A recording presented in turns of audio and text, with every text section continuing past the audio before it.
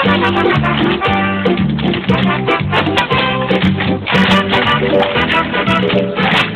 τους κύριε, είστε προϊστάμενος. Όχι, με πατάς ενορίες και όπως περνούσε έπανα κάνω ένα αγιασμό. Ποιος δεν θα είμαι, καταλαβάνει. Εντάξει κύριε, μη φωνάτε. Μη φύγω από κάτω, μη παράγω σε εσάς. Να κάνω μια καταγγελία.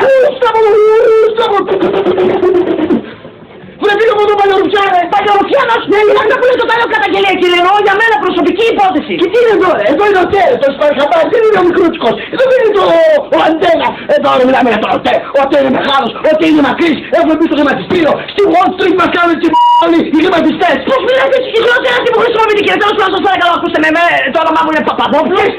Σχεστήκαμε, σας παρακαλώ κύριε, είμαι πελάτης και οφείλετε να με μιλάτε με κάποιο σεβασμό. Αν ξαναμιλήσετε σε μένα κατά αυτό, τον τρόπο, δεν ξέρω τι έχει να γίνει. Τι θα γίνει δηλαδή κύριε, αν θα μας κάνετε ντά.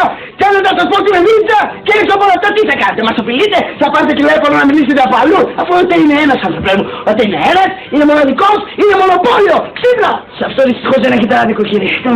Λοιπόν, πες μας την καταγγελία αυτή την ηλικιότητα της μαλακίας τι θα μας πεις έτσι. Λοιπόν, ο λογαριασμός μου κύριε μου είναι φουσκωμένος. Φουσκωμένος για να δω. Το σου είπα εγώ βλακία θα μας πεις. Αγόρι μου, αυτό εδώ είναι κάτι φουσκωμένο. Αυτό ήταν τόσο, δίνει στο φουρνό και έγινε τόσο. Αυτά εδώ είναι φουσκωμένα γιατί όταν πεις έκαναν κάτω, είναι φουσκήραν. Με κατάλαβες, ο λογαριασμός είναι μια χαρά. Τι μια χαρά κύριε, να